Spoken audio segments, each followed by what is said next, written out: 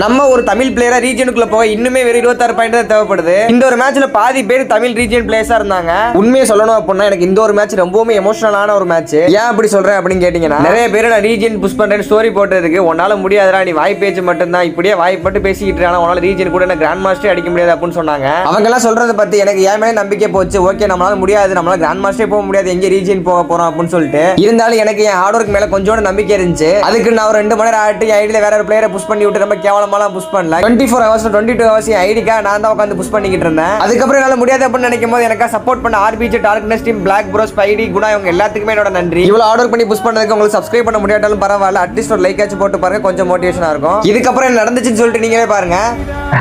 Guys grand master அப்பா போடு காலி. கைஸ் கஷ்டப்பட்டு ஒரு நாளா தூங்காம நம்ம பசங்களா இருக்கட்டும் நம்மளா இருக்கட்டும், ஐயோ ரீஜன் போய் இனிமே கொஞ்சம் போயிட்டு தான் தேவை. சீக்கிரமா ரீஜன் போயிட்டு வீடியோ போடுறேன்.